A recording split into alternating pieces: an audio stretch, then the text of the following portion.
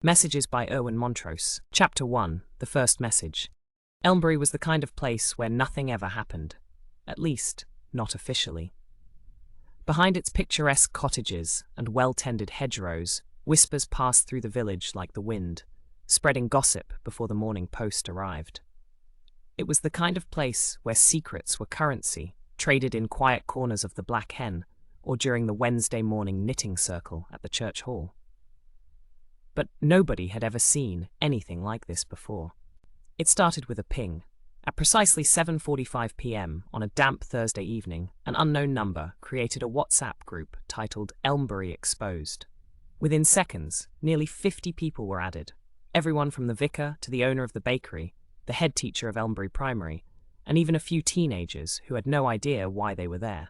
Confused messages filled the chat. Who added me to this? Same.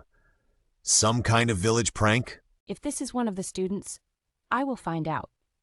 Then came the first bombshell. A voice message, barely 5 seconds long. A distorted voice, unrecognizable. Secrets don't stay buried forever. Let's begin. A second later, the first text appeared. Did you know our vicar, Father Dominic, has been sleeping with Mrs. Clark from the bakery? Silence. Then, a flood of reactions. What the hell? Absolute rubbish. I hope everyone here is smart enough to ignore this nonsense. Then, a photograph appeared. Blurry but unmistakable. Father Dominic and Mrs. Clark holding hands in the back of a parked car, looking very much like a couple who didn't want to be seen. The group chat exploded. Messages came thick and fast. Denials. Outrage. Speculation. Father Dominic had not replied. Mrs. Clark had left the group. But before anyone could recover, another message appeared. And that's just the start. Detective Inspector Helen Graves disliked village scandals. She had been sent to Elmbury once before, a missing person case that turned out to be nothing more than an old man who had gone on a spontaneous fishing trip without telling his wife. The village had made it seem like an international crisis. But as she sat in her car, staring at her phone screen, she had the distinct feeling that this wasn't one of those cases. Her sergeant, Mark Devlin, was reading through the WhatsApp messages that had been forwarded to the local police station. So, he said, raising an eyebrow, do we care about some Viker's love life, or are we just here for the entertainment? Graves exhaled, watching as another message appeared in the chat. A second accusation, this time aimed at the local MP. The messages weren't stopping. Neither, she said, stepping out of the car. We're here to find out who's pulling the strings. By the next morning, Elmbury was no longer a sleepy village. It had become a pressure cooker of suspicion. At the bakery, Mrs. Clark's absence was palpable. Her husband, Alan, stood behind the counter, his face red with embarrassment and barely concealed rage. He barely spoke as he handed out bread and pastries, avoiding eye contact with customers who whispered behind their hands. The vicar's usual congregation at St. Mary's had dwindled. Half the pews sat empty, and those who attended spent more time glancing at him than at their hymn books. Meanwhile, the WhatsApp messages kept coming. More accusations, more supposed secrets. Some believable, others completely ridiculous. Tom Benson has been watering down his whiskey at the Black Hen. Kathy Hooper got her job because she blackmailed the previous head teacher. The accusations varied in severity, but all had one thing in common. They set the villagers against each other. By lunchtime, paranoia had set in. At the Black Hen, a shouting match erupted between Tom Benson and a group of regulars who demanded to see his stockroom. Lisa Williams locked up her shop early, convinced she was being watched. Kathy Hooper stormed into the parish council meeting demanding an investigation into who was spreading these lies. The police station received call after call. Mark Devlin, half amused, half exasperated, answered the phone for the 10th time. Yes, we are investigating. No, we don't know who's doing it. Yes, we will keep you informed. He sighed and turned to Graves. I swear this entire village is losing its mind. That's the point, Graves muttered, scanning the messages again. Whoever's behind this isn't just exposing secrets. They're making things up, stirring the pot just to watch the chaos unfold. So it's not a whistleblower? Devlin asked. No, Graves said. It's someone with a grudge, and they're playing a long game. As she spoke, another message appeared in the chat. This time, it was different. One of you knows who I am, and you're next. That night, the tension in Elmbury reached a boiling point. At precisely 9:30 p.m., another message appeared in the WhatsApp group. David Sutherland thinks he's clever. He thinks he knows who I am. Let's show him what happens to people who stick their noses where they don't belong. David Sutherland, a retired accountant, was well known for being nosy. If anyone had spent the day poking around, trying to uncover the identity of the person behind the messages, it was him. Minutes after the message, a photograph was posted. It showed David's front garden and a small bonfire burning in the middle of his neatly trimmed lawn. By the time he rushed outside, all that remained was a pile of smouldering ash. And on top of the ashes was a single printed note. "Stop digging." David's face drained of color. The entire village watched from their windows as he stood there, shaking, staring at the warning. The WhatsApp chat exploded again. This has gone too far. This is turning dangerous. Who is doing this? Maybe we should just shut down the chat. Then came another message. Too late. I'm just getting started. While the village spiraled into paranoia, there was one person quietly watching, calculating every move. Olivia Harding. The owner of the Black Hen, Olivia had always played the long game. Unlike the others, she wasn't panicked. She was thriving. For years, she had resented the so-called pillars of the community who looked down on her.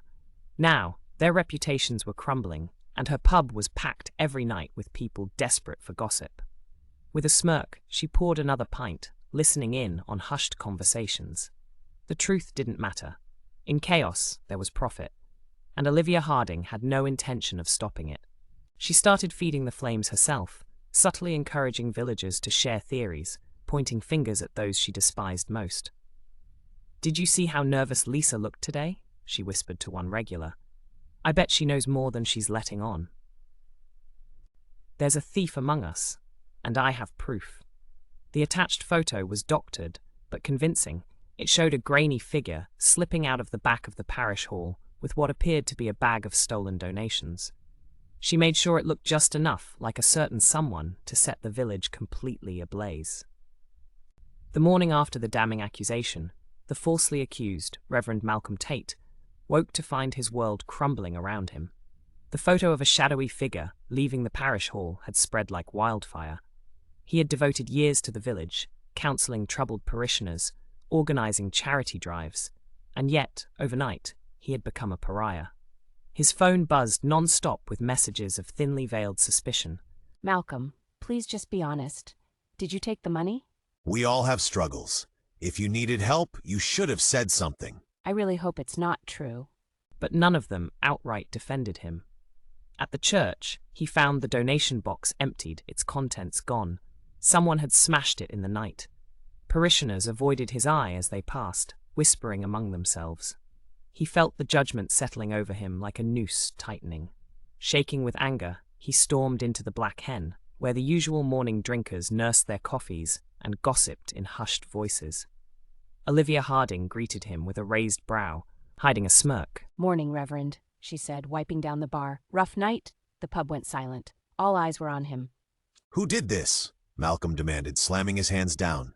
Who's spreading these lies? "It's not a lie if there's proof," a voice muttered from the back. Laughter followed. Olivia leaned in, lowering her voice just enough so only he could hear. "You might want to think carefully about how you respond. People have a way of deciding guilt based on how someone reacts. And right now, you look guilty as hell."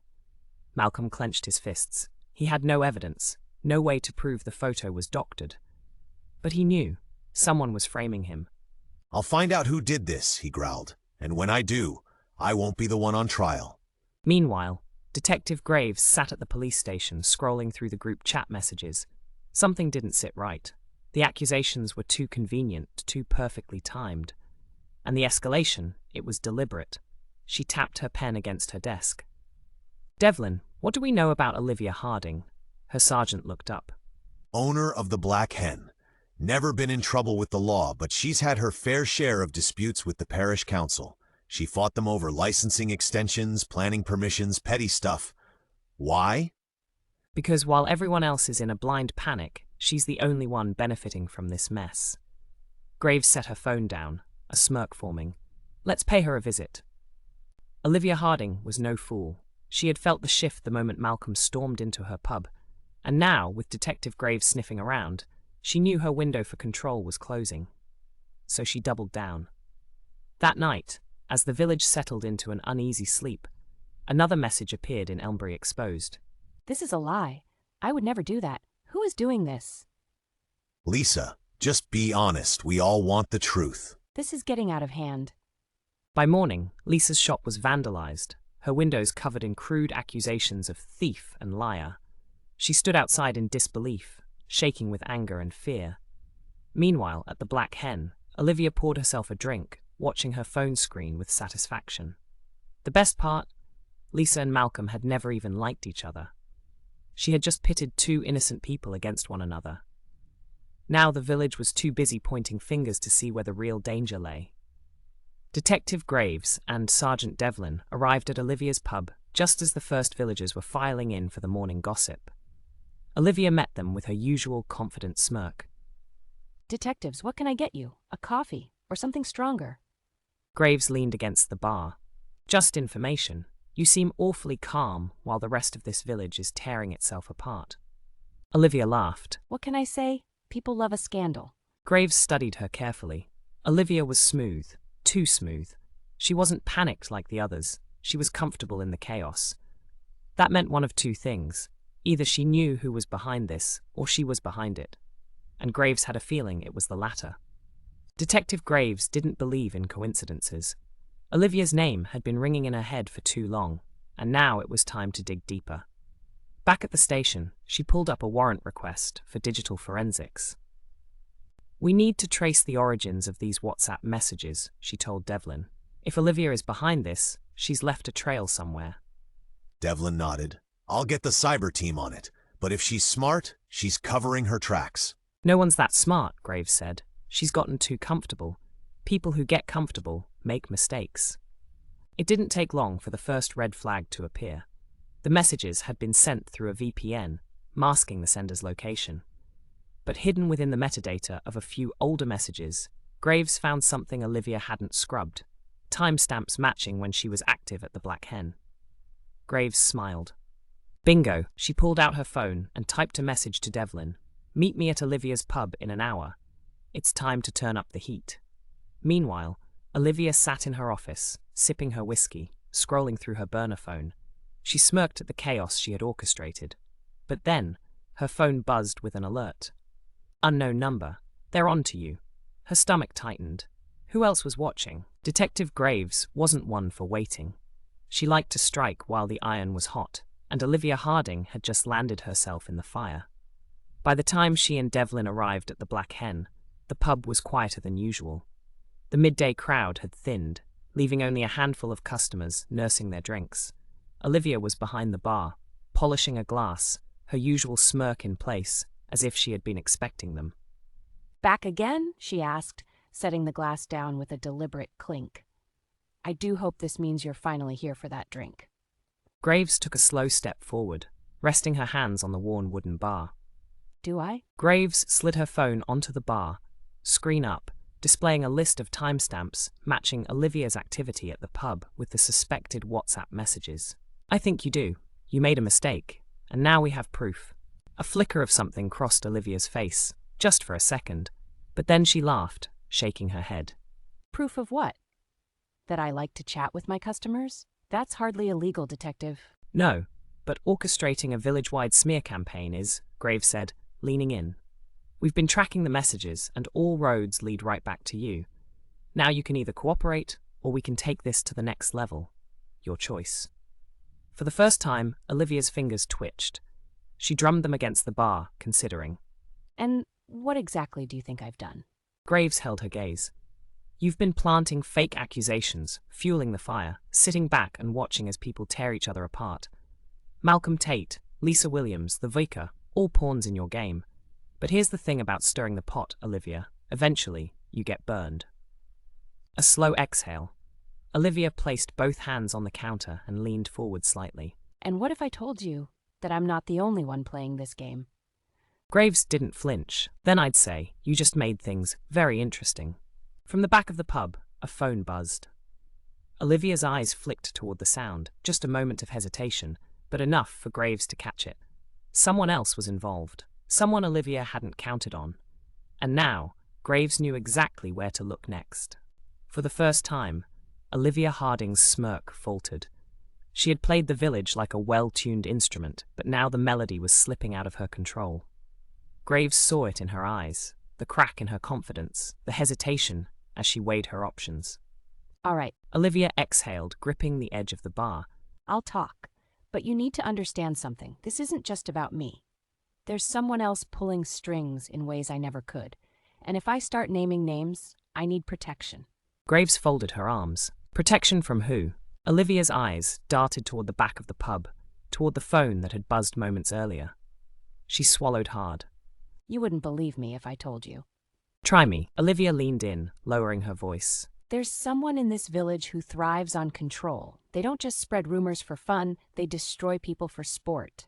They've done it before, and they'll do it again. I thought I was playing the game, but it turns out I was just another pawn.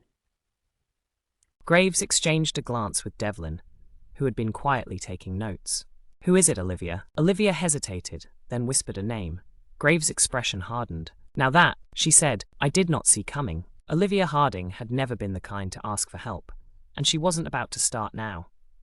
If she had learned anything from running the Black Hen, it was that survival meant knowing when to cut your losses and when to play your next move. And this was the most dangerous game she had ever played. She left the pub after closing, taking a longer route home, checking over her shoulder more times than she cared to admit. Whoever had been outside the window earlier, whoever had heard her give up the name, wouldn't just let that slide. Her fingers curled around her phone as she considered calling Graves, warning her that the real mastermind wouldn't go down quietly. But she hesitated. Graves would put her under protective custody, and Olivia wasn't about to be locked away like some damsel in distress. No, she had to handle this herself. She had to face them before they had a chance to strike first. With a deep breath, she pulled up a contact on her phone, the very person she had named to Graves, and typed a single message. We need to talk. Now. At the station, Graves sat at her desk, staring at her notes. The name Olivia had whispered was still rattling in her mind, an unexpected twist in an already convoluted case. She tapped her pen against the table as Devlin leaned back in his chair. So what's the play? We haul them in now? Graves shook her head. Not yet.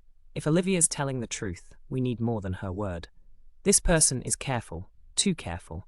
They've been orchestrating chaos from the shadows. If we move too soon, they'll slip away. We need hard evidence. Side, which means more waiting. Which means more digging. Graves corrected. Start with phone records, financials, any digital fingerprints they might have left behind. If they've been controlling Olivia, we'll find proof. She didn't say the rest out loud, but it hung heavy in the air. If Olivia had given up their name, she was already in danger. And if Graves didn't move fast enough, she might be too late. Olivia Harding was good at bluffing. She had spent years weaving her way out of tight corners, reading people, manipulating situations. But this time, she wasn't sure if she was walking into a negotiation or an execution. The meeting place was set, an abandoned cottage on the outskirts of Elmbury, a place she and the other person knew well. Once, it had been a secret hideaway. Now, it felt more like a grave waiting to be filled. She parked her car 100 yards away and approached on foot, her heartbeat steady but alert. The night was deathly quiet. No wind, no distant sounds of village life. Just her, the trees, and the dark. A single light glowed in the cottage window. Someone was inside. She took a breath and stepped in. The air inside was thick with damp and dust, but it wasn't empty. The figure sat at the wooden table, hands resting calmly, waiting. You've made a mistake, Olivia. Funny, I was just about to say the same thing. The figure leaned forward. You think this is a game? You don't understand what you've done. Oh, I understand perfectly. I thought I was running things in this village, but it turns out you were the real mastermind. She tilted her head. You've been feeding the paranoia, manipulating people for years. I just took a page out of your book. A slow smile curled on the other person's lips. And look where it got you. Olivia's grip tightened around the phone in her pocket. She had started a voice recording the moment she walked in. She just needed a confession, something solid to hand over to Graves. I gave your name to the police. She bluffed, keeping her voice steady. They're already digging.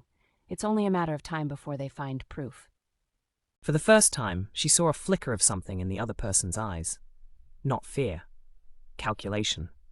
Then, before she could react, the figure lunged. A hand clamped over Olivia's wrist, yanking her forward. The phone flew from her grip, skittering across the floor. She struggled, twisting, but the grip was iron tight. I can't have you ruining everything. The voice whispered near her ear. Olivia drove her knee up hard. The figure grunted, the hold loosening just enough for her to break free. She stumbled back, heart hammering, eyes locking on the only exit. This doesn't end here, Olivia. The figure called as she ran for the door. You just made yourself the next target. She didn't stop. She didn't look back. She just ran.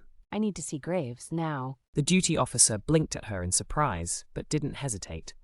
A minute later, Graves and Devlin appeared from an office, both frowning at the sight of Olivia, disheveled, out of breath, and for the first time since this started, visibly afraid. You were right, Olivia gasped. I was never the one in control. They were, and now they're coming for me. Graves motioned her inside, closing the door behind them. Tell me everything. Meanwhile, Devlin sat at his desk, running another sweep of the WhatsApp metadata. Graves had ordered him to keep looking, to dig deeper than before. He scrolled through the timestamps, searching for patterns. Then he saw it. A message sent at exactly the same time as Olivia's confrontation at the cottage. But Olivia hadn't sent it. Someone else had. The message was simple, but chilling. She dies. Devlin's stomach tightened. He stood abruptly, grabbing the file and heading straight for Graves' office. Boss, we've got a problem. Graves looked up from Olivia, frowning. What now? Devlin placed the file in front of her, pointing at the message. Whoever Olivia met tonight, they're watching, and they know she's here. A tense silence filled the room. Then we're out of time. Graves said grimly. I was inside. She stammered. If I hadn't smelled the smoke. Graves arrived on the scene moments later, her heart pounding. She had expected the mastermind to strike. But this was an escalation. This wasn't just a warning. This was punishment. She turned to Devlin. This wasn't random. They're reacting to our move, and they're getting reckless. Devlin nodded grimly. Reckless means mistakes. We can use that. Graves studied the crowd gathering around the fire, searching for a face that looked too calm, too detached. The one person who wasn't shocked like the rest. And then she saw them. Standing at the edge of the crowd, half hidden in the shadows, watching the fire burn with cold indifference. The mastermind had just made their first mistake, and Graves wasn't going to let them make another. Stay close, but don't spook them. The suspect turned away from the fire, disappearing into the maze of Elmbury's side streets. Graves followed at a careful distance, her pulse steady. The suspect walked with purpose, no hesitation, no backward glances. They weren't just fleeing the scene, they were heading somewhere specific. A meeting? A hideout? Graves motioned to Devlin to circle around, cutting off any possible escape routes. They kept to the shadows, trailing the suspect through the quiet village. Then the suspect ducked into a narrow alleyway behind an old warehouse. Graves pressed herself against the brick wall, listening. There were voices now, 2 of them. She strained to hear. It's out of control. The first voice said, We need to stop before it comes back on us. No. The second voice, calm, cold, replied. We finish what we started. Graves' grip tightened on her radio. She had just confirmed it. There were 2 of them. Across town, Olivia ignored every warning Graves had given her. She wasn't going to sit back and watch from a safe house while someone burned down her village. She had played this game too long to bow out now. Dressed in dark clothes, hood up, she slipped back into Elmbury unnoticed. If she was careful, if she stayed out of sight, she could gather information before Graves even realized she was back. But Olivia had underestimated one thing. They were expecting her. A hand clamped over her mouth from behind. She struggled, but the grip was strong. A voice whispered in her ear. You should have stayed gone. And then everything went dark. Chapter 16, The Reckoning. Graves wasn't waiting any longer. She exchanged a glance with Devlin, giving him a slight nod. It was time to bring this to an end. With quiet precision, the 2 detectives stepped out from the shadows, blocking both exits of the alley. The 2 conspirators froze, their conversation abruptly cut off. One of them, Graves' initial suspect, looked panicked. The other, unshaken. Evening. Graves said, her voice calm but firm. Care to tell us what you were just discussing? The calm one, Arthur Finch, former parish council chair, respected businessman, tilted his head slightly, a smirk tugging at the corners of his lips. Detective Graves, you do have a habit of turning up at the most inconvenient times.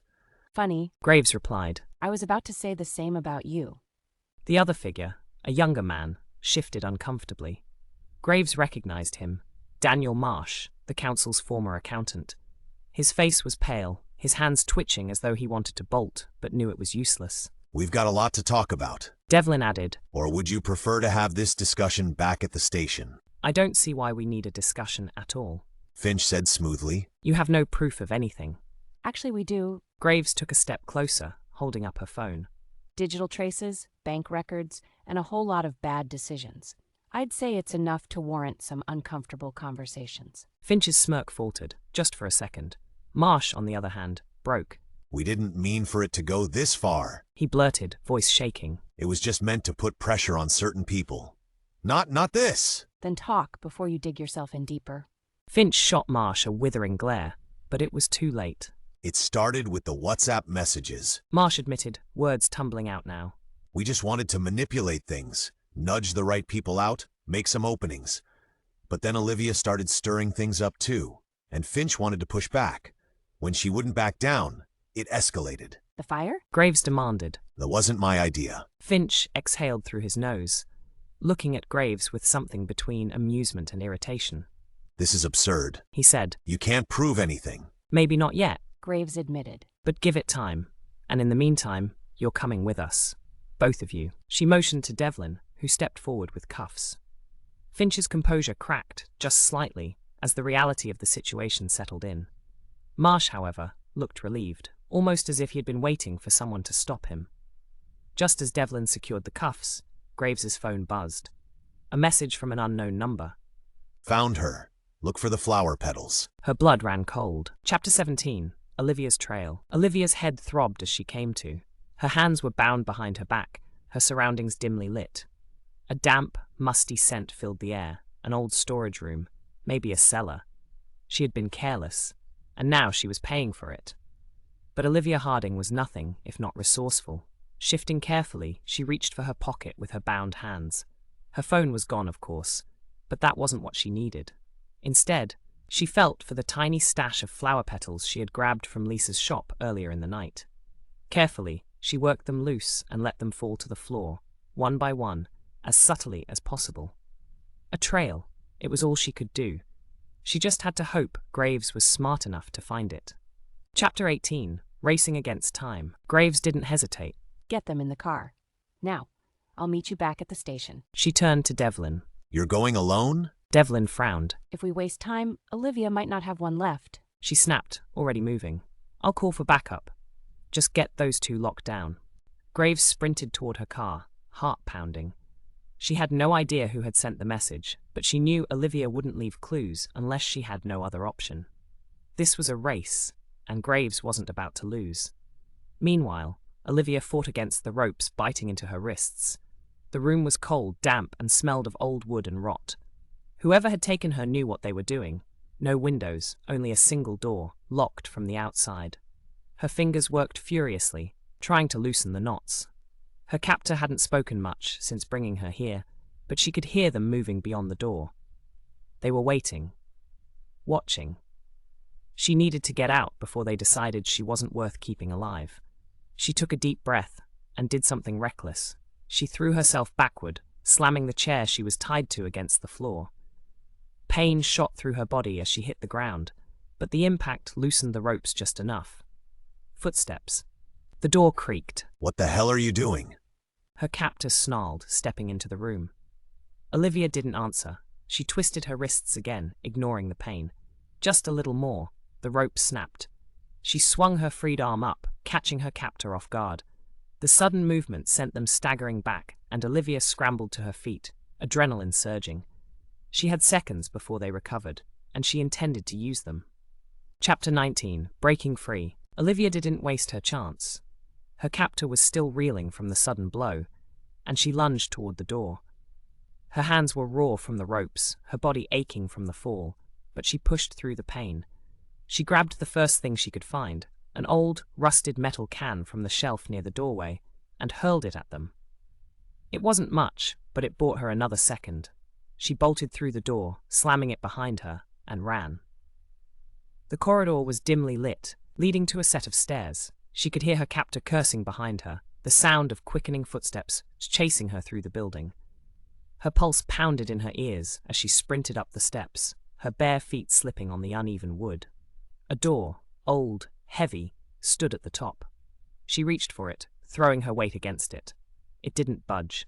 Panic flared in her chest as she yanked at the rusted latch, willing it to open. Behind her, the footsteps closed in. With a final, desperate shove, the latch gave way, and Olivia stumbled into the cold night air. She didn't stop running.